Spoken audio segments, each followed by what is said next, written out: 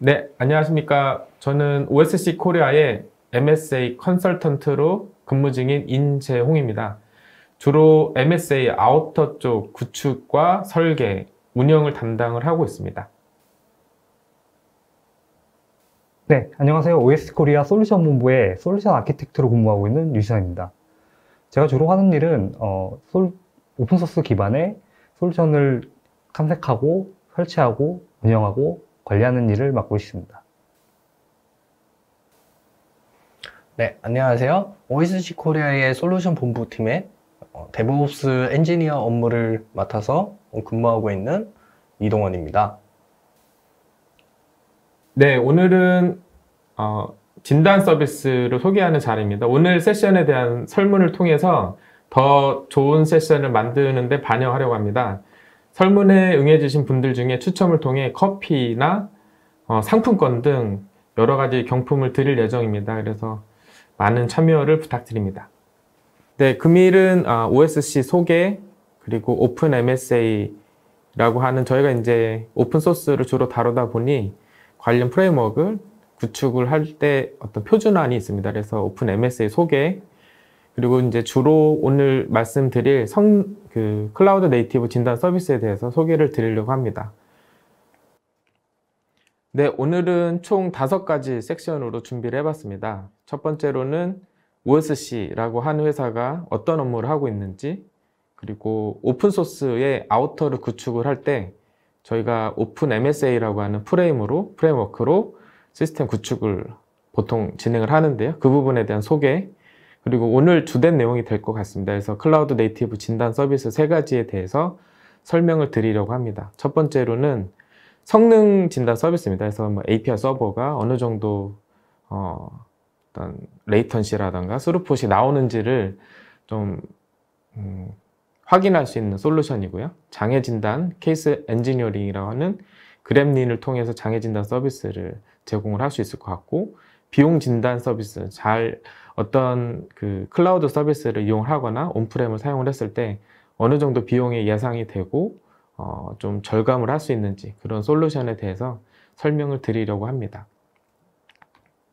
네, OSC에 대해서 간단히 소개시켜 드리겠습니다. OSC는 오픈소스, 시큐리티, 컨텐츠 딜리버리의 약자로 현재 한국 리눅스 재단 비영리 역할을 하고 있습니다.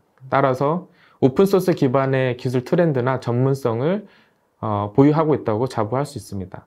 크게 3가지 역할을 하고 있고요. 맨 왼쪽에 보이시는 것 같이 MSA 전문 기업으로서 현재 모놀리틱으로 구성이 되어 있는 시스템을 MSA로 전환하는 업무를 주로 하고 있습니다. 쿠버네티스 배포판인 렌처, 카프카 주로 이제 오픈소스를 이용을 해서 아키텍처 설계를 하고 구축 지원을 하고 있습니다.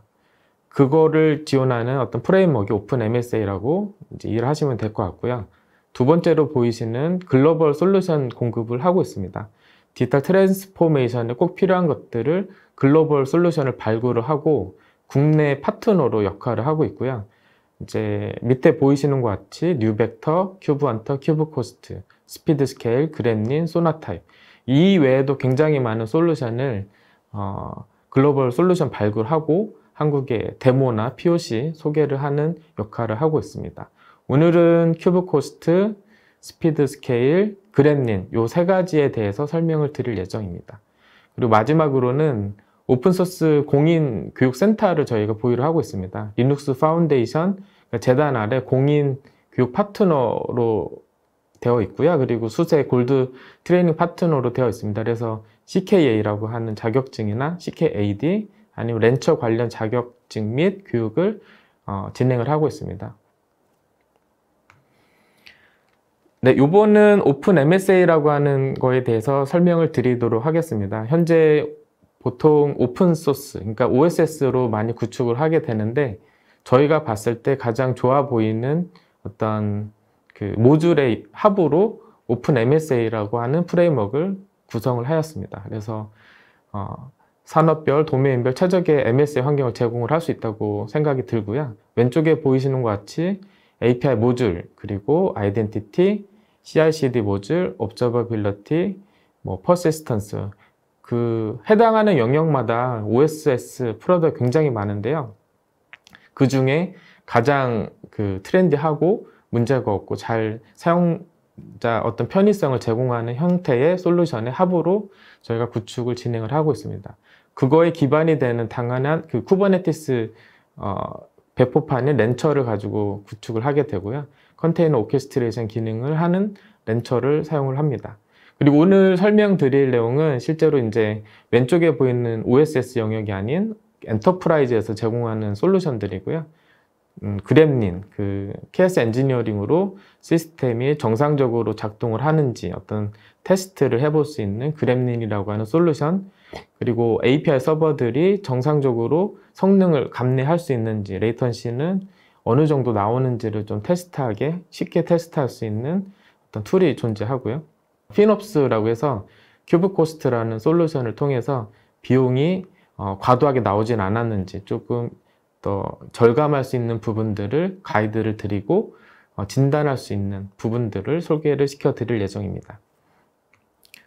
네, 쿠버네티스 이제 클라우드, 하이브리드 여러 가지 시스템을 결국 사용을 하실 텐데 실제로 이제 구축은 했는데 예전과 같이 모놀리틱 형태의 시스템보다는 당연히 장점도 많이 존재하나 실제로 이제 그만큼 고민할 거리가 많을 것 같습니다. 우선은 프로덕션 환경에서 성능이 정상적으로 문제가 없이 나오는지, 오토스케일은 정상적으로 되는지, 그리고 과도한 비용이 실제로 사용하지 않거나 좀 더 줄일 수 있는 비용이 발생하진 않는지, 이런 고민들이 당연히 존재를 하게 되고 오늘 설명드릴 세 가지 진단 솔루션을 통해서 조금 고민을 덜어볼 수 있지 않을까 생각이 듭니다. 물론 그 외에도 굉장히 많은 영역들이 고민의 거리가 있습니다. 그래서 부하뿐만 아니고 컨테이너 내에서 보안이 제대로 안전하게 되어 있는지 그런 부분들도 이제 고민이 많이 될 텐데 오늘은 해당 부분은 이제 진행을 하지 않고요. 다음에 또 기회가 되면 진행을 할 예정입니다. 네, 그래서 실제 이제 데브옵스 엔지니어나 실제 쿠버네티스, 하이브리드, 클라우드를 담당하는 담당자들은 굉장히 이제 머리가 복잡하지 않을까 싶습니다. 그림에 보시는 것과 같이 네, 좀 많은 고민이 있을 거라고 생각이 들고 오늘 제시해드리는 세 가지 진단 서비스로 일부 아니면 시스템에 대한 로버스트라던가 정상적으로 운영하는 어떤 컨피던스를 갖는 데 도움을 줄 수 있는 부분들을 소개시켜 드리도록 하겠습니다.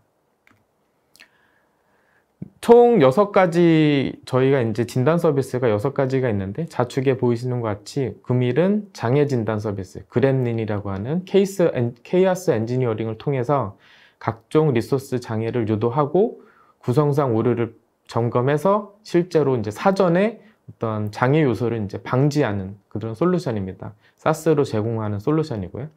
두 번째는 제가 오늘 주로 설명드릴 내용인데 성능 진단입니다. 그래서 API 서버들이 도대체 얼마 정도의 부하를 겪을 수 있으며 TPS가 이 정도를 하기 위해서는 시스템이 어느 정도 소요가 되는지 이런 부분들을 실제로 이제 프로덕션 레벨의 성능을 사전에 좀 점검해 보고 그 부분을 판단을 해볼 수 있는 스피드 스케일에 대해서 설명을 드릴 예정입니다. 그리고 마지막으로 불필요한 리소스나 과도한 리소스가 이제 사용을 하고 있는지 진단하고 최적화하는 큐브 코스트라고 하는 솔루션 왼쪽에 보이는 총 3가지를 이제 설명을 드릴 예정이고요. 이런 시스템을 통해서 시스템 안정성 및 검증 그리고 시스템 개선을 이제 이루어질 수 있다고 봅니다. 오른쪽에 보이시는 것 같이 소나타입, 뉴벡터, 큐브헌터 이런 부분들은 다음에 또 기회가 되면 설명을 드리도록 하겠습니다. 네, 성능 진단 서비스입니다. 그래서 스피드 스케일이라고 하는 그 제품이고요. 지금 미국에서 본사가 있는 스타트업 회사라고 이해를 하시면 될 것 같습니다. API가 이제 컨테이너, 도커라이징이 돼서 API 서버가 동작을 하는데 고민들이 있습니다. 이게 API 코어를 어떻게 해서 이제 부하를 줘야 되는지에 대한 고민이 있을 것 같고요. 이쪽 왼쪽 오른쪽에 보이시는 것 같이 외부 연동 서비스들이 있습니다. 뭐 구글 API라든가 AWS, 스트라이프, 토일러 같은 서드 파티 SP가 제공하는 그 통신에 대한 부분들이 어느 정도 감내가 되는지 그리고 그거를 해도 되는지에 대한 고민들이 좀 있을 것 같고요.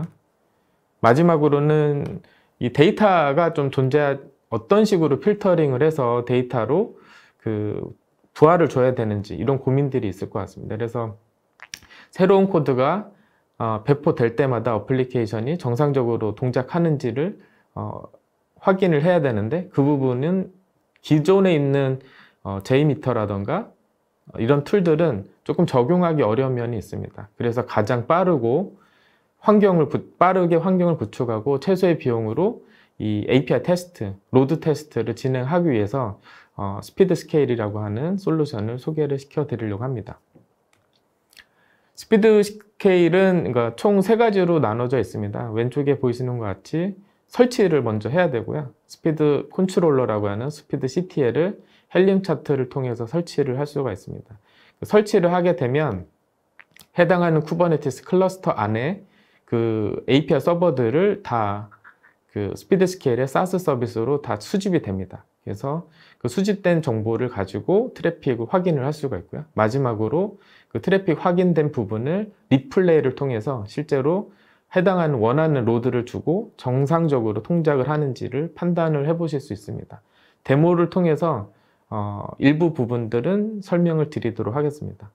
이 모든 것들을 기존의 솔루션들은 이제 스크립팅을 보통 써야 되는데 스피드 스케일의 가장 장점은 그 스크립트를 사용하지 않고도 프로덕션 레벨의 트래픽을 재생할 수가 있습니다.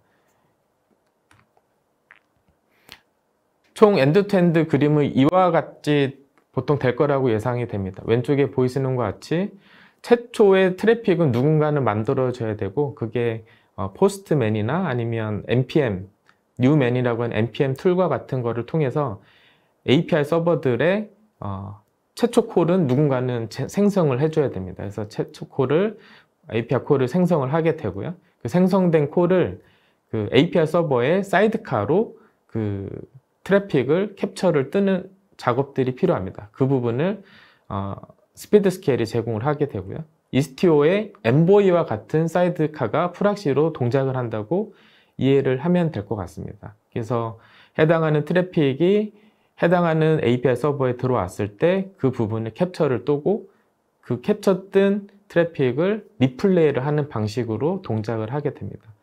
저희가 보통 구축을 하는 렌처를 통해서 이제 쿠버네티스를 구축하기 때문에 오른쪽에 있는 시스템을 보시면 쿠버네티스 렌처 아이콘이 있는 것을 볼 수가 있습니다.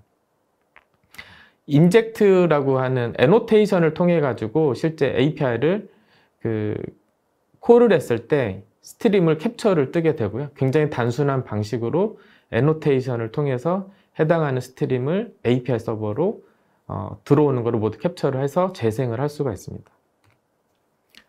파이프라인에서도 당연히 지원이 되고요. CI 빌드를 통해서 그쪽에 애노테이션을 넣어서 실제로 빌드 될 때마다 코드가 태그 버전이 1.0에서 2.0으로 올라갈 때 새로운 빌드에서 바로 즉각적으로 이제 잠재적인 오류가 있는지 성능에 대한 문제를 세너티 테스트를 할 수가 있습니다. 그래서 그 빌드 할 때마다 그 원하시면 CI 인테그레이션을 통해서 빌드 시에마다 즉각적인 검증을 수행할 수가 있습니다. 젠킨스, 길랩, 밤부 이런 것들 모두 지원하기 때문에 사용하고 계시는 CI 툴을 가지고 이 스피드 스케일을 이용을 해서 캡처 그리고 리플레이를 통해서 해당하는 빌드 때마다 정상적으로 검증을 할 수가 있습니다. 실제 이제 대시보드를 보게 되면 4가지 정도의 절차가 있습니다. 처음에는 서비스가 처음에 그 스피드 컨트롤러로 하는 헬륨을 통해서 설치가 되게 되면 해당 서비스들이 모두 리스트업이 되게 되고요. 인바운드 그리고 아웃바운드 이런 식으로 트래픽이 바로 보입니다. 그리고 하단에 보이시는 것 같이 해당하는 API 서버가 어떤 식으로 인바운드가 들어와서 아웃바운드 통신이 되는지를 바로 서비스 맵이라고 하는 그래프로 볼 수가 있습니다.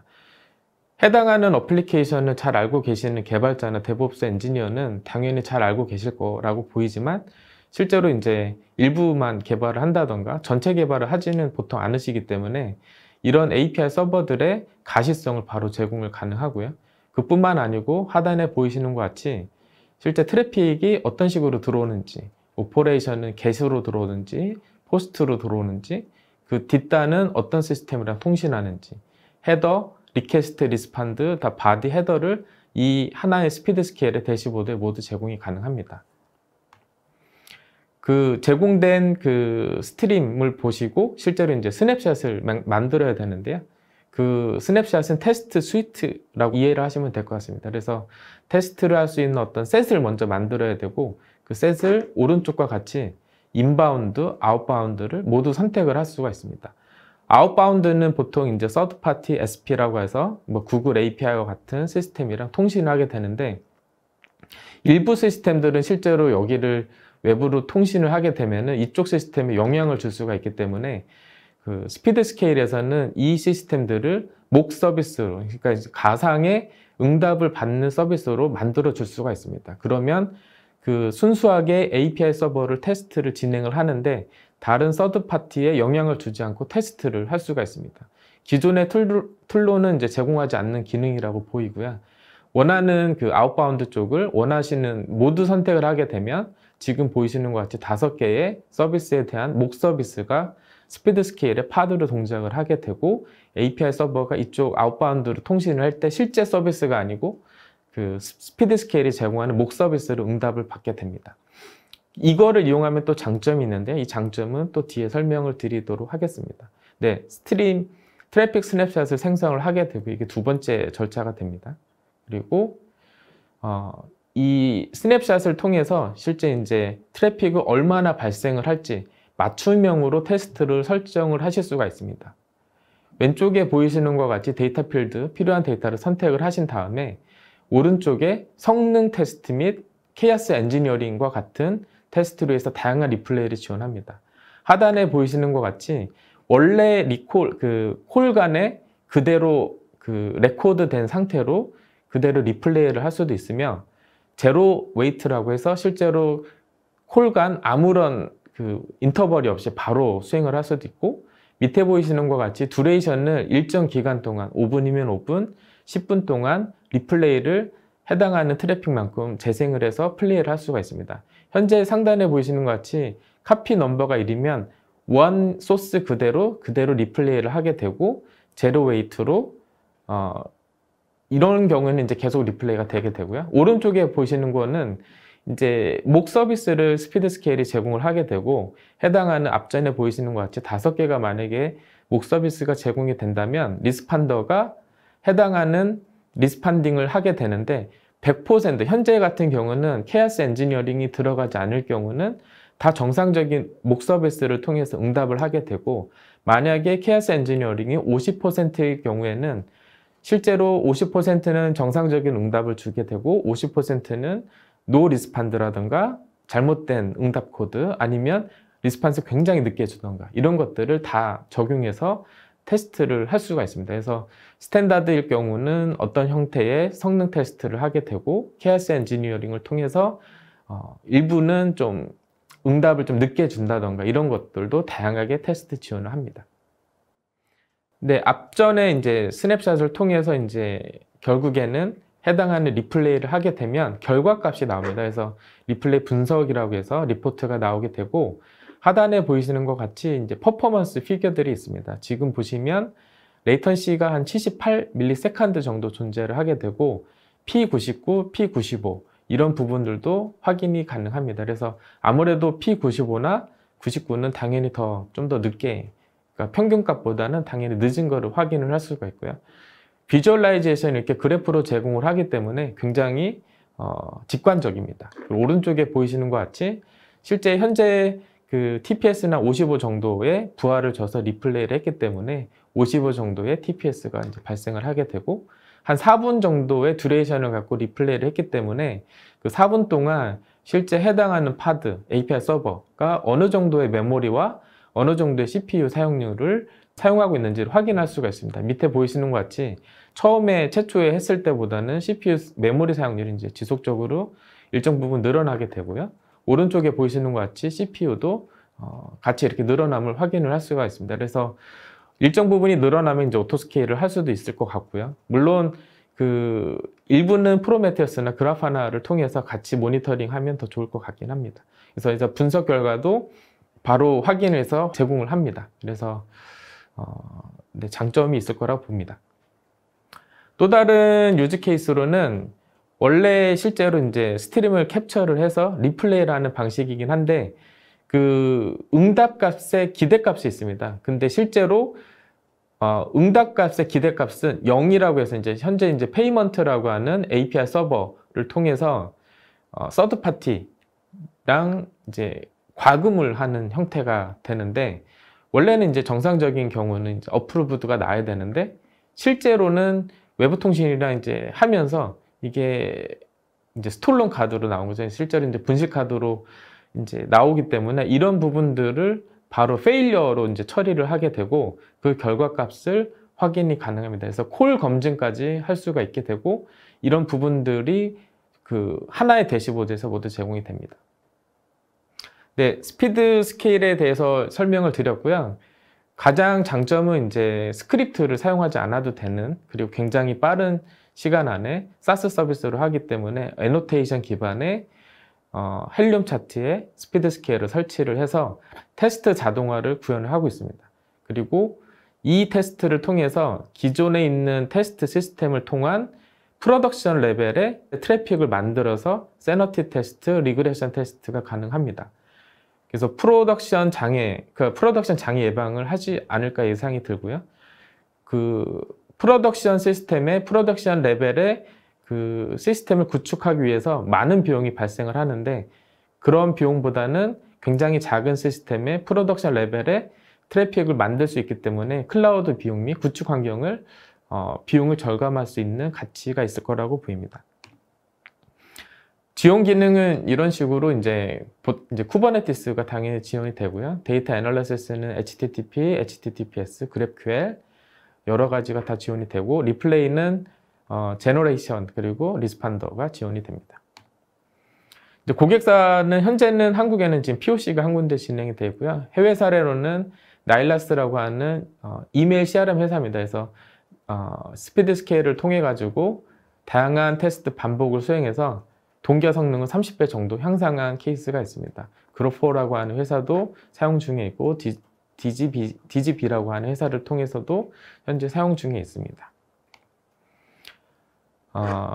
스피드 스케일을 이제 사용을 했을 때는 그 API 서버에 대한 검증을 할 수 있다고 보고요. 기존 테스트 환경에서는 그 테스트를 하기 위해서 한 5시간 정도, 굉장히 오랜 시간 바로 할 수는 없고 스크립트를 먼저 작성을 해야 되고 그런 준비가 돼야지 되기 때문에 5시간 정도 소요되었다면 스피드 스케일을 통해서는 거의 뭐 자동화되는 시스템으로 되어 있고 기능 테스트도 마찬가지로 자동화됐다고 볼 수 있을 것 같습니다.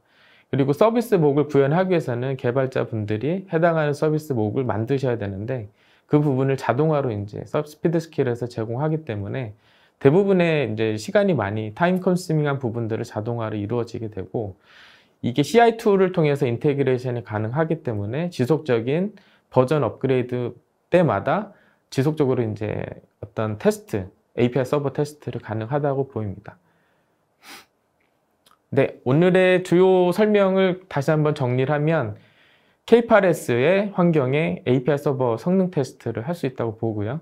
서비스, 목 서비스, 그리고 KS 엔지니어링을 통해서 서드 파티 서비스를 응답을 대신해서 장애 사항을 검증을 할 수 있고 CI/CD 파이프라인 기술 검증을 통한 테스트 지원이 가능합니다. 네, 오늘 스피드 스케일 웨비나를 준비하면서 그 스피드 스케일에 2명의 파운더가 계십니다. 한 분은 네이트라고 하는 한국인 분이시고 다른 한 분은 켄이라고 하는 이제 미국 분이신데 오늘 소개하는 자리를 갖고 싶다고 해서 영상을 잠깐 틀어드리도록 하겠습니다. 나와주세요. 안녕하세요. My name's Nate. I'm one of the founders of SpeedScale. We decided to build SpeedScale after spending decades in the monitoring and testing space. I personally have a background in digital transformations, consulting, as well as service virtualization, which is a form of mocking. And I'm Ken, one of the other founders of SpeedScale. My background is in performance engineering. I spent a lot of time at New Relic troubleshooting problems once they've reached production. At that point, it's too late. 네, 스피드 스케일에 대해서 지금까지 알아봤고요. 스피드 스케일 데모를 보여드리도록 하겠습니다. 스피드 스케일은 SaaS 서비스로 제공이 되기 때문에 어디서든 접속 가능하십니다. 그래서 제 계정으로 스피드 스케일 대시보드를 들어가 보도록 하겠습니다. 네, 로그인이 됐고요. 이렇게 로그인을 하면 실제로 처음에 이제 인스톨을 해야 되고요. 인스톨은 두 가지 방식이 있습니다. 헬륨을 통해서 스피드 스케일 오퍼레이터를 설치하는 방식, 헬륨 레파지토리 추가해서 설치하는 방식이 있고요. 다른 하나는 그 스피드 컨트롤 CLI라고 해서 그 바이너리가 있습니다. 그래서 이 바이너리를 통해서 스피드 스케일에 대한 설치를 간단하게 하실 수 있습니다. 네, 설치를 하게 되면 이와 같이 해당하는 쿠버네티스가 존재하는 API 서버들의 리스트가 다 모두 보입니다. 현재는 그 리스트 중에 example payment라고 하는 그 API 서버를 통해서 어떤 식으로 보이는지 확인을 해 보도록 하겠습니다. 네, 여러 개 보이죠? 네, 페이먼트로 들어가서 보시면 상단에 보이시는 것 같이 현재 그 트래픽이 들어오고 인바운드, 아웃바운드가 보이고요. 헬스 상태는 지금 이제 정상적으로 보입니다. 그래서 설치를 했을 때는 그게 사이드카로 그 프락시가 동작을 하게 되고 걔가 트래픽을 모두 담아 놓는다고 이해를 하시면 될 것 같습니다. 네, 인바운드, 아웃바운드 모두 보입니다. 그래서 선택을 하시면 이제 아까도 설명드렸듯이 서비스 맵이라고 있습니다. 실제로 이제 개발자나 데브옵스 엔지니어가 모든 상황을 그 어떤 통신에 대한 부분들도 모두 이해를 하고 있으면 당연히 잘 이해하실 부분이지만 실제로는 어떤 다른 본인이 개발하지 않은 다른 시스템까지도 확인이 어렵기 때문에 이 서비스 맵을 통해서 인바운드, 아웃바운드를 모두 확인하실 수가 있고 현재 지금 지난 15분 동안 인바운드, 아웃바운드가 어느 정도 트래픽이 발생하는지를 확인을 할 수가 있습니다. 네, 좀 더 이렇게 시간대형 타임스케일로 보고 이렇게 확인을 하실 수가 있고요. 네, 밑에 보시면은 인바운드, 아웃바운드. 오른쪽에 보이시는 이 아웃바운드들은 이제 서드파티랑 통신을 하는 부분들입니다. 그래서 다이나모 DB도 있고 API stripe.com이라고 해서 이제 결제 관련 그리고 뭐 샌드박스 플레이트.com, 디스커버리 구글 APIs.com 이렇게 여러 가지 이제 외부 통신을 할 수가 이제 트래픽이 이제 보이는 거죠. 그리고 트래픽만 보이는 게 아니고 서비스 맵을 그려주고 실제 트래픽에 대한 그 리퀘스트 리스판드를 모두 보여줍니다. 네, 리스판드 바디를 보시면 어떻게 되어 있는지 볼 수가 있고요. 네, 인포메이션을 보면은 HTTP로 들어와서 리퀘스트는 이런 정보들까지 다 볼 수가 있습니다. 지금 오른쪽에 보이시는 것 같이 스테이터스는 200이기 때문에 리퀘스트 리스판스가 모두 정상적으로 해서 실제로 큰 문제는 없어 보입니다. 이 시스템들의 API 콜에 대해서 다 담고 있는 상태고요. 듀레이션 같은 정보도 확인하실 수가 있습니다. 지금은 뭐 어떤 부분은 30ms, 어떤 부분은 뭐 100ms 넘게 이렇게 진행이 되고 있네요. 네, 육안적으로 굉장히 편하게 확인을 할 수 있습니다. 다른 일반 기존의 툴로는 좀 제공하기 어려운 좀 가시성을 제공한다고 보입니다.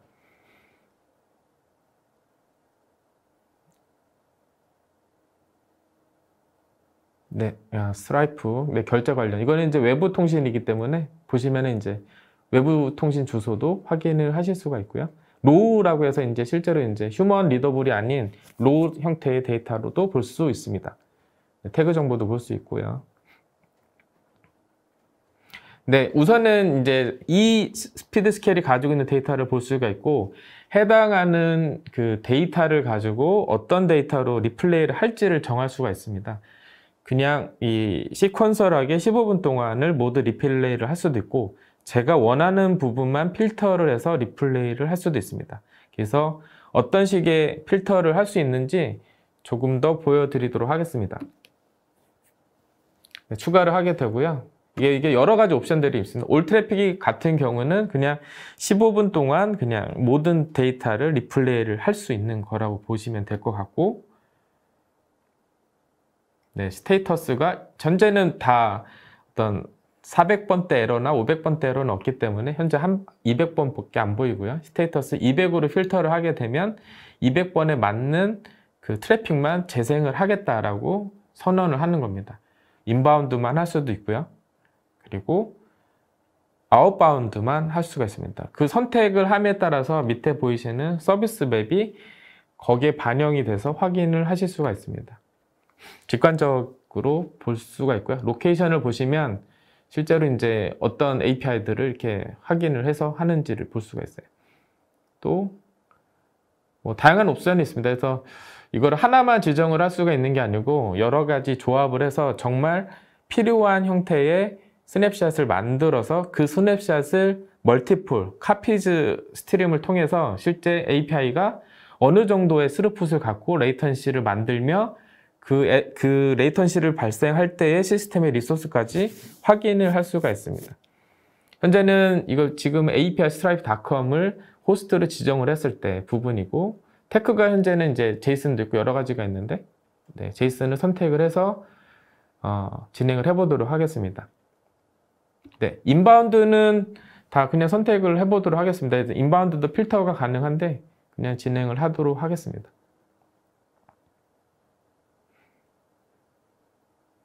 네, 넥스트를 눌러볼까요? 네, 페이먼트만 해보도록 하겠습니다. 죄송합니다. 그리고 이 부분은 다른 솔루션들이 제공하지 않는 부분이고, 목을 위해서 어플리케이션을 개발자가 작성을 해야 되는데, 실제로는 이 스피드 스케일을 통해서 서드 파티 시스템을 스피드 스케일이 자체 목을 제공을 하게 됩니다. 지금 만약에 5개를 다 선택을 하게 되면 해당하는 어플리케이션의 목을 스피드 스케일이 제공을 하게 되고, 그 부분을 케이오스 엔지니어링을 담아서 모든 리스판스를 모두 정상적으로 할 수도 있고, 일부는 정상적으로 하지 않는 뭐 리스판스를 늦게 준다던가 아니면 아예 주질 않는다던가 에러 코드를 남겨서 어떤 케이오스 엔지니어링까지 구현이 가능합니다. 네, 다이나모 DB만 좀 뭐 빼서 해도 되고, 네. 선택을 하는 거에 따라서 이제 목이 설정이 됩니다. 지금은 그냥 리플레이만 해서 이렇게 되게 되면은 이제 스냅샷이 생성이 됩니다. 그러면 이 스냅샷을 가지고 리플레이를 하게 되는 방식이고요.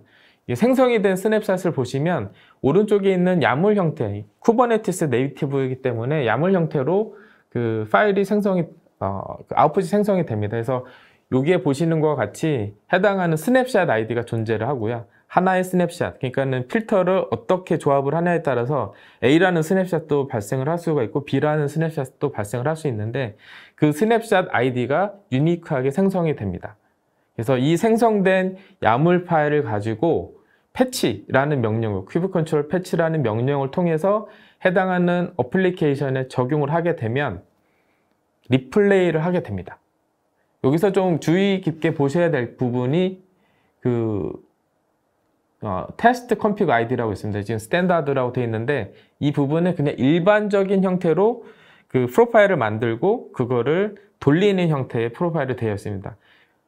좀 이따 보여드릴 텐데, 테스트 컴피그가 케이오스 엔지니어링 같은 경우는 실제로 이제 목을 통해서 케이오스 엔지니어링 구현하는 콤피그 맵을 갖고 있습니다. 그래서 다양한 형태의 리플레이를 지원을 한다고 이해를 하시면 될 것 같습니다. 네, 생성이 잘 됐고요.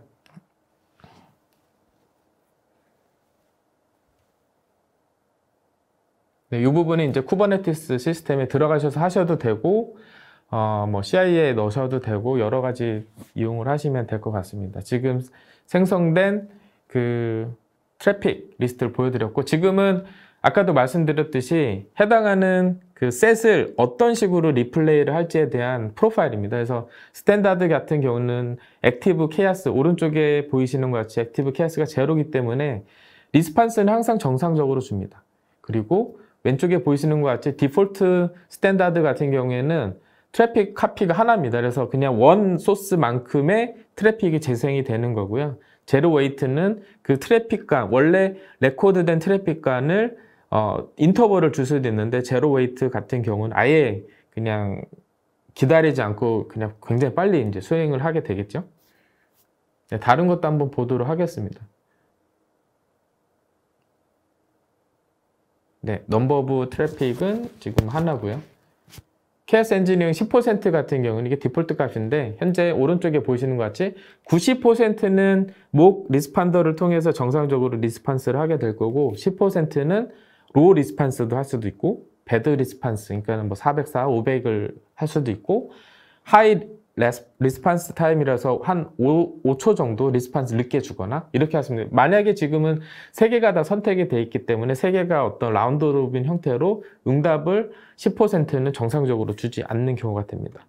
레코드 된 대로 리플레이를 할 수도 있고요. 어떤 특정, 지금은 50ms로 주게 되면 50ms만큼의 인터벌을 가지고 리플레이를 하게 됩니다. 지금 디폴트가 100일이었는데 100으로 할 경우에는 해당하는 트래픽이 원래 하나였으면 곱하기 100을 해서 버추얼 유저로 만들어서 트래픽을 재생을 하게 됩니다. 밑에 보이시는 것 같이 아까 설명드린 듀레이션도 있고요. 지금은 0이기 때문에 그냥 원래 있는 스트림만큼 플레이를 하게 되고 어떤 특정 기간을 주게 되면은 5분이나 10분을 하게 되면 실제 트래픽이 캡처된 시간이 1분이지만 그 부분을 5분 동안 아니면 10분 동안 연장해서 계속 트래픽을 재생을 해서 발생을 하게 됩니다. 이 값들은 조정을 하고 원하는 형태의 프로파일로 생성을 해서 저장을 하시면 향후에도 해당하는 스냅샷에 묶어서 사용을 하시면 됩니다. 뭐 200으로 하셔도 되고요. 50으로 늘려서 하셔도 됩니다. 이런 것들이 설정이 가능하고요.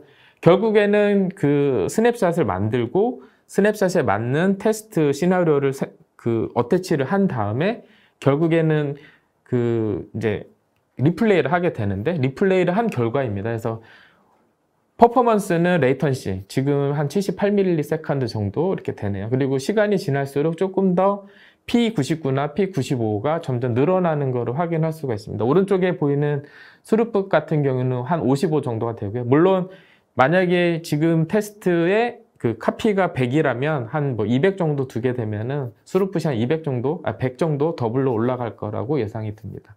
밑에 보이시는 이제 시스템 리소스 피규어도 굉장히 중요해 보이고요. 시간이 지날수록 에이징이 되면서 그 메모리나 CPU 사용률이 늘어납니다.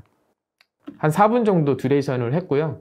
상단에 보이시는 것 같이 이제 뭐 여러 가지 정보들이 있습니다. 스냅샷 정보라던가 언제 수행했으며 듀레이션은 어느 정도 수행했음을 확인하실 수가 있고 그래프를 이렇게 올려보시면 해당하는 시점에 비주얼라이제이션으로 가시성을 확보할 수가 있습니다. 그래서 CPU나 메모리가 이 정도 늘어나는구나 라고 이해를 하시고 오토스케일 정책도 가능하실 것 같습니다.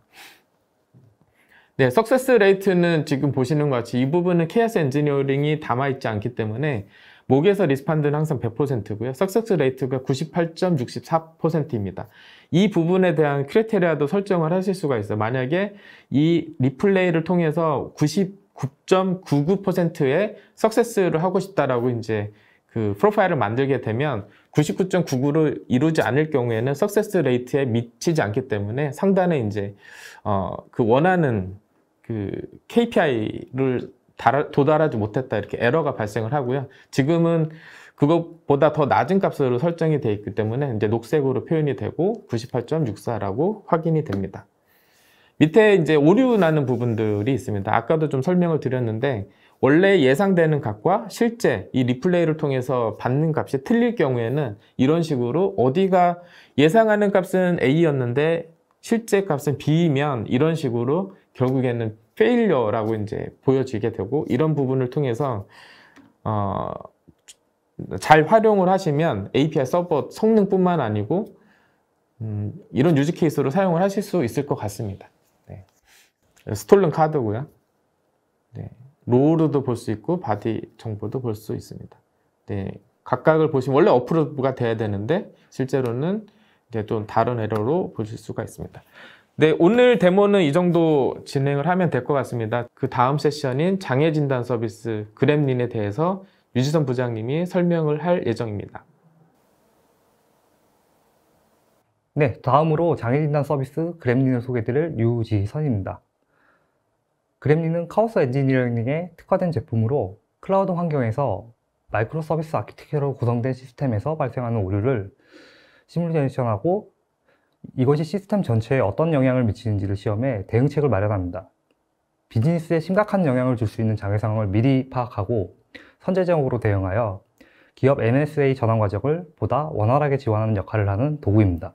이번 시간에는 MSA 도입에 따라 발생한 새로운 장애 고려 사항에 대한 부분을 언급하고 이를 극복하기 위해 등장한 카오스 엔지니어링에 대한 기본 개념 및 기대 효과에 대하여 말씀드리겠습니다. 다음으로 카오스 엔지니어링 전문 솔루션인 그램린에 대해 설명드리는 시간을 갖도록 하겠습니다. 예전에는 마이크로 서비스라는 개념이 잘 이해가 되지 않았는데 지금은 여러 서비스 플랫폼에서 많은 사용을 하고 있습니다. 지금 보고 계신 전투기는 미국의 차세대 폭격기로 개발 중인 B-21 전투기입니다. 이 전투기는 기존의 폭격 임무뿐만 아니라 조기 경보, 전투 지휘, 정보 수집, 요격 등의 추가 임무를 수행할 수 있도록 제작되고 있습니다. 이런 다양한 임무를 수행하기 위해서 이 전투기는 출격 전에 비행 소프트웨어를 즉시 변경할 수 있도록 설계되었습니다. 소프트웨어는 컨테이너 기반의 마이크로 서비스를 이용하고 컨테이너 구동 플랫폼은 쿠버네티스를 활용하고 있습니다. 또한 많은 기업들 역시 마이크로 서비스 아키텍처, 데브옵스를 통한 지속적 배포 프로세스, 또한 즉각적인 인프라 확장이 가능하도록 퍼블릭 클라우드 서비스를 이용하는 생태계를 구축하였습니다. 이를 통해 기존 시스템의 문제들, 이를테면 중앙 집중식 장애 포인트 및 병목 현상, 앱 배포의 어려움을 해결하고 안전성, 성능, 확장성을 확보하여 높아진 고객의 요구에 대응하고 있습니다. 하지만 분산 시스템이 대중화되면서 생각하지 못했던 문제점들이 드러나게 됩니다. 개발 프로세스에서는 워터폴에서 데브옵스 환경으로 전환되었지만 지속적 배포가 이루어지면서 형상 관리에 대한 어려움이 생겼습니다. 또한 모놀리스에서 마이크로 서비스로 아키텍처가 변화하면서 컨테이너 간 서비스의 복잡성이 증가하게 되었습니다. 마지막으로 온프레미스 환경 대비 쿠버네티스 환경은 다른 오케스트레이션 툴보다 훨씬 다양한 지식을 필요로 합니다. 따라서 쿠버네티스 자체의 관리가 더욱 어려워지는 현상이 발생하게 됩니다. 지금 보시는 슬라이드가 마이크로 서비스의 복잡성을 대표적으로 나타내는 그림이라고 생각됩니다. 넷플릭스는 700개 이상, 트위터는 500개 이상의 서비스가 서로 영향을 주고받으며 동작하고 있으며 아마존 및 기타 소셜 네트워크 역시 수천 수백 개의 서비스로 운영되고 있습니다. 넷플릭스 API를 조금 더 구체적으로 표현한 그림인데요. 보시는 바와 같이 서비스 간의 데이터 흐름이 매우 복잡한 형태로 이루어지는 것을 확인하실 수 있습니다.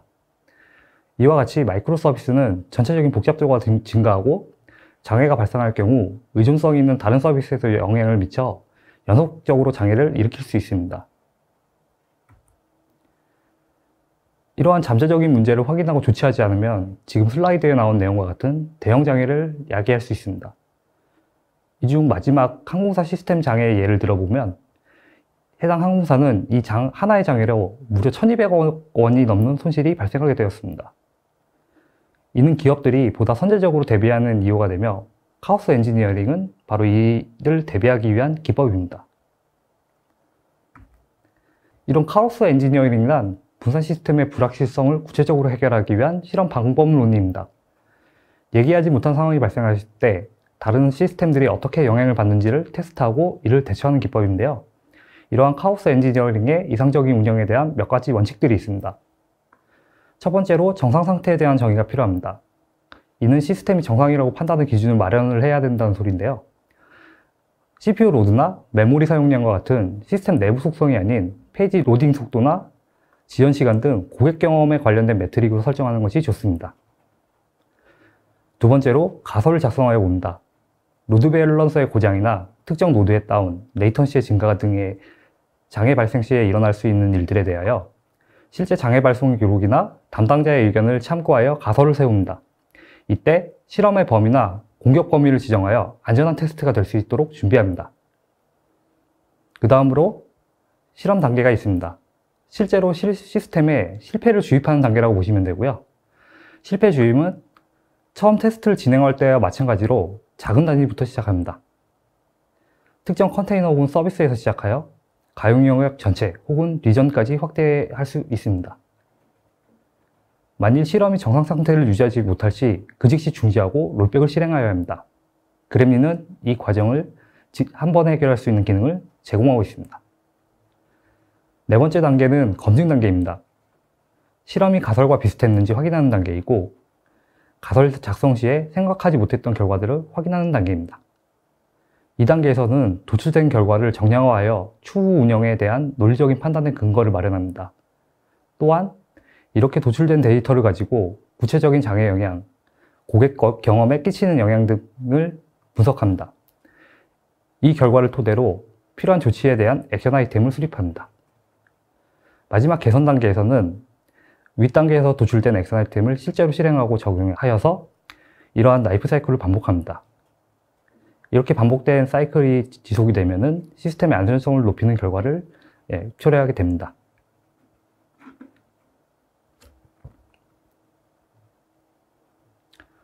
프로덕션 환경에서 실험을 하는 것은 불필요한 고객 이슈를 유발할 수 있습니다. 실험에서 발생할 문제를 최소화하고 억제하기 위하여 처음에는 작은 규모에서 테스트를 시작하셔야 됩니다. 초기 단계에서 신뢰를 확인하신 다음에는 점진적으로 실패 주입의 범위를 확장합니다. 이때 각각의 지점에서 진행 상황을 추적하는 절차가 필요합니다.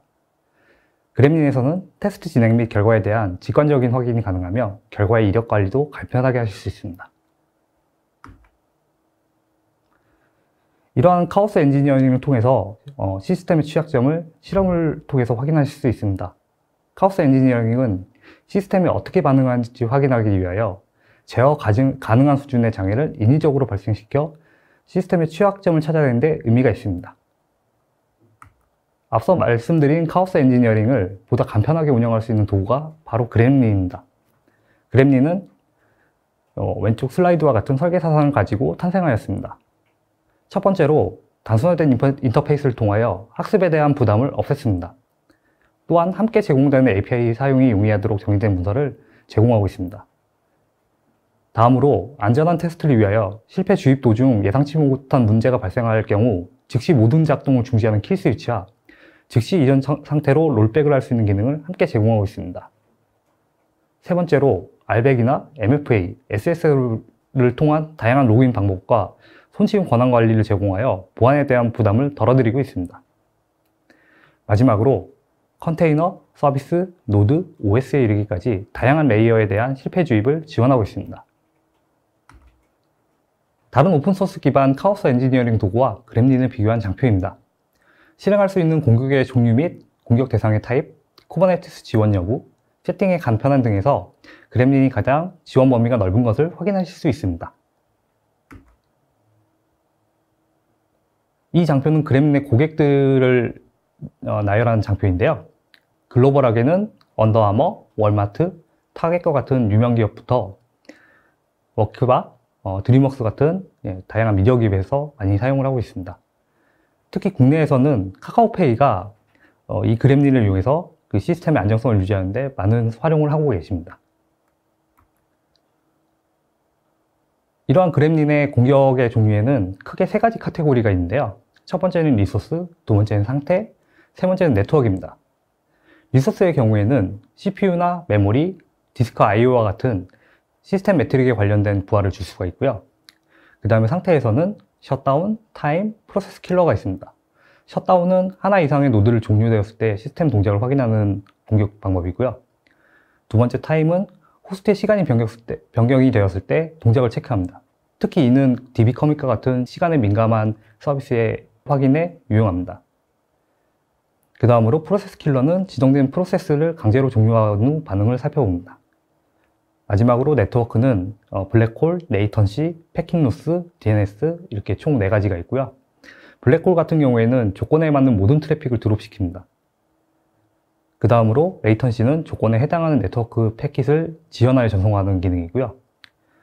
세 번째 패킷 로스는 조건에 맞는 패킷의 일부만 손실시켜서 어떤 반응이 일어나는지를 체크합니다. 마지막으로 DNS 차단은 DNS 서버로 향하는 모든 접근을 차단시키는 기능입니다. 이러한 공격을 설정하는 방법 역시 대단히 간단합니다. 처음으로 공격의 대상을 정의해야 되는데요. 대상의 범위는 보이시는 것처럼 호스트, 컨테이너, 어플리케이션, 쿠버네티스로 구분되어 있습니다. 이러한 공격의 대상을 지정한 뒤에는 공격의 범위를 지정합니다. 공격의 범위는 OS 종류나 지역, 가용 영역 등 필요에 따라 세밀한 설정이 가능합니다. 이어서 앞선 슬라이드에서 설명드린 공격의 종류를 지정하신 후 공격 시점을 정의하시면 셋업이 완료되게 됩니다. 또한 이렇게 만들어진 공격을 스케줄 기능을 이용하여 특정 시기로 공격을 스케줄할 수 있습니다. 스케줄 지정은 요일 지정, 동작 횟수 지정, 시간대 지정 이렇게 3가지를 설정할 수 있으며 지정한 횟수만큼 지정된 시간대에 랜덤하게 동작하게 됩니다. 그리고 앞서 설정한 공격에 대한 실행 결과는 보이시는 것처럼 시각화되어 대시보드에 출력됩니다. 저장된 로그 및 그래프는 별도의 조작이 있지 않는 한 지워지지 않기 때문에 추후 이력 관리에도 도움을 줍니다. 이와 같이 그램린을 통하여 실제 프로덕션 시스템에 다양한 시나리오로 실패를 주입하고 테스트 결과를 분석하여 인사이트 도출 및 액션 아이템 실행이 반복되면 자연스럽게 장애에 대한 대응력이 향상되고 최종적으로 위험에 대한 요소를 감소시킬 수 있습니다. 그램린을 도입한 개선 사례는 다음과 같습니다. 드롭박스의 경우 장애 발생 횟수를 90% 줄이는 데 성공을 하였습니다. 백컨트리 같은 경우에는 장애 인지 시간을 기존 수시간에서 5분 정도로 획기적으로 단축을 시켰고요. 언더아머의 경우에는 쿠버네티스 마이그레이션 속도를 기존보다 4배 빠르게 완료할 수 있게 되었으며, 미디어 JPG는 단 한 번의 게임 대회를 주최하여 35개의 잠재적인 이슈를 찾아내고 수정하였습니다.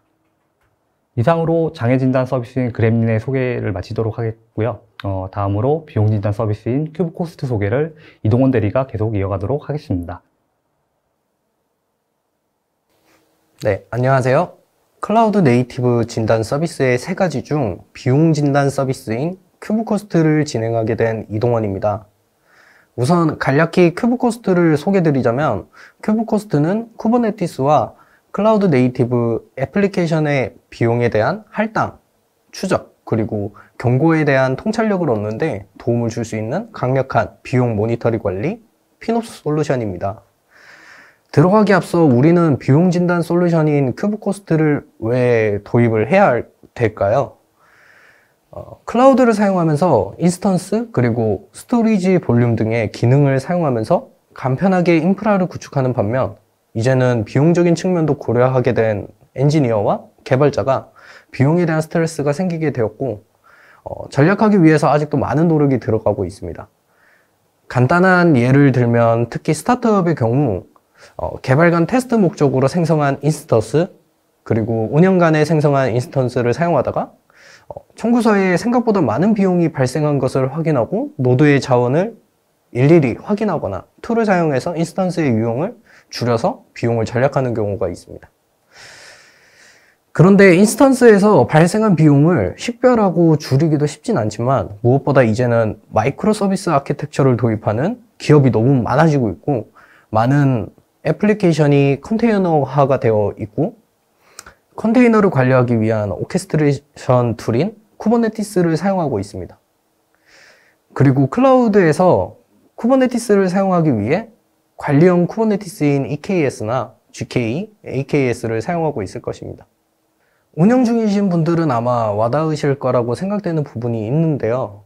보통 클라우드에서는 한 개의 클러스터를 생성하는데 시간당 약 기본 연 $850 이상을 지불해야 합니다. 문제는 클러스터에 실행되는 워커노드의 가격과 파드가 사용하는 CPU나 메모리, 그리고 임시 스토리지와 같은 컴퓨팅 리소스에 대해서도 별도로 비용을 지불해야 되는데, 이러한 것들을 확인하고 전략하기란 쉽지 않기 때문에 사용되는 것이 바로 큐브코스트입니다.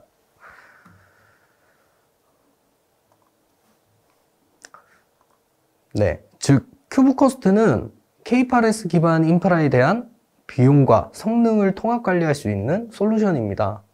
전 세계 1000여 개 클라우드와 온프레임, 그리고 에어갭 환경에서도 배포하고 운영할 수 있고요. 하이브리드 환경을 포함한 대규모 엔터프라이즈에서도 사용 중인 솔루션입니다. 타 솔루션의 경우 3대 클라우드라고 불리는 AWS, GCP, 애저 등에서만 사용이 가능하거나 어렵게 커스텀해야지 사용이 가능한 솔루션이 있는 반면에, 큐브코스트는 UI를 통해서 자신의 인스턴스가 발생하는 비용을 손쉽게 설정할 수 있기 때문에 다른 클라우드에서 보다 유연하게 운영이 가능하다는 장점이 있습니다. 그리고 포괄적인 비용 분석 및 최적화를 돕기 위해서 클러스터의 리소스에 대한 비용 분석과 컨테이너와 연결된 외부 리소스, 예를 들어 클러스터 외부에서 발생할 수 있는 RDS나 S3 등도 같이 측정할 수 있습니다.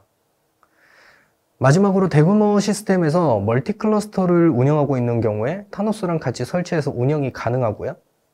쿠버네티스에서 적절한 라벨링과 어노테이션을 사용하거나 큐브코스트 UI에서 팀 등을 분류해서 사용자 추적 또한 할 수 있습니다. 네, 왼쪽 그림은 이번에 보여드릴 간단한 데모의 구성이고 아주 간단한 아키텍처 다이어그램입니다. 큐브코스트는 자동으로 큐브 API와 빌링 데이터셋을 수집하게 되는데 클라우드 계정이나 온프레임에 대한 사용자 지정 시트가 통합되어 있지 않다면 AWS 청구 데이터인지 구글의 일반 데이터세트인지 자동으로 알 수 있습니다. 이후에 프로메테우스도 같이 설치돼서 필요 매트릭을 수집하게 되고 이 매트릭 값과 클라우드 데이터 시트를 이용해서 사용하는 클라우드의 비용을 측정하게 됩니다. 오른쪽에 보이는 다이어그램에서는 멀티 클러스터를 운영할 경우 사용되는 엔터프라이즈 아키텍처입니다. 헬럼으로 타노스를 같이 배포한 뒤 프로메테우스의 사이드카 컨테이너 타노스가 붙게 되고요. 공통으로 사용될 오브젝트 스토리지에 저장되기 때문에 손쉽게 통합되어 사용할 수 있습니다. 오브젝트 스토리지의 경우 클라우드 서비스를 사용하거나 에어갭 환경에서 미나이어와 같이 오브젝트 스토리지를 구성해서 역시 사용할 수 있습니다. 네, 이번에는 큐브코스트 UI 화면입니다. 처음 자신의 클러스터를 선택하고 들어왔을 때 보이는 첫 대시보드 화면입니다. 심플한 디자인으로 좀 더 가시적이고 불편함이 없는 이 대시보드에서는 지금 단 한 개의 노드에 대한 구성 내용이고요. 월간 발생할 예상 비용과 전략 가능 비용, 그리고 비용의 효율성, 지난 하루간의 비용 분석이 표시되어 있는 것을 확인할 수 있습니다. 커스트 얼로케이션 탭에서 비용 측정 항목을 확인할 수도 있습니다. 파란색으로 체크된 부분은 컨테이너가 사용하는 컴퓨팅 리소스, 그리고 녹색으로 보여지는 부분은 외부 서비스 비용, 빨간색은 테넌트 비용, 그리고 토탈 비용 등을 확인할 수 있습니다. 커스트 얼로케이션 탭에서는 파드와 네임스페이스 같은 오브젝트뿐만 아니라 컨테이너, 그리고 카인드 등 다양한 서치를 할 수 있고 동시에 세부적인 필터링을 해서 비용을 분석할 수도 있습니다. 필터링 간의 네임스페이스를 필터링해서 안에 존재하는 오브젝트에 대해 자세한 비용 분석을 확인할 수도 있습니다. 그리고 각 비용 분석뿐 아니라 세이빙 탭을 이용을 해서 비용 최적화를 돕고 각 클러스터의 성능 관리도 진행할 수 있습니다.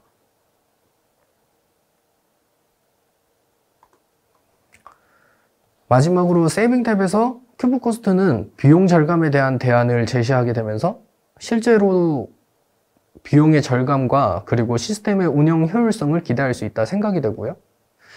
클라우드를 운영하는 숙련된 운영자는 이러한 대안에 분명히 더 좋은 아이디어를 얻을 수 있는 통찰력을 얻게 될 것이라고 저는 생각이 됩니다. 네, 이렇게 비용 진단 큐브코스트 간단한 소개를 마치도록 하겠습니다. 이외에 궁금한 사항이나 큐브코스트를 자세히 알고 싶으시다면 OSC 코리아로 연락 주시면 감사하겠습니다. 네, 오늘 짧게나마 스피드 스케일, API 서버 성능 테스트를 하기 위한 솔루션에 대해서 알아봤고요. 물론 많은 시간을 할애를 못했기 때문에 부족한 부분이 있을 것 같습니다. 언제든 궁금한 사항은 저희 OSC 코리아에 문의를 주시면 성실히 답변해 드리도록 하겠습니다. 네, 제가 이번에 설명드린 장애진단 솔루션인 그램린은 이미 많은 고객들이 도입을 하셔서 사용을 하고 계시고요. 이를 통해서 장애 유수에 대한 선제적 조치나 장애 대응력 향상에 많은 도움을 받고 계십니다. 여러분들께서도 한 번쯤 도입을 고민을 해보셨으면 좋겠습니다. 네, 저희가 소개해드린 진단 서비스를 통해 시스템 운영자분들이 현재 운영 중인 시스템의 상태를 점검할 수 있기를 기대해 봅니다. 그래서 조금은 편안한 마음으로 업무를 하실 수 있도록 도울 수 있다면 좋겠습니다. 네, 지금까지 소개해드린 솔루션에 대해서 궁금하신 점이 있으시면은 화면에 보이는 QR코드나 아래의 링크를 통해서 문의를 남겨주시기 바랍니다. 문의를 남겨주시면 저희 담당자가 확인 후 즉시 연락을 드리도록 하겠습니다. 긴 시간 동안 시청해주셔서 감사합니다.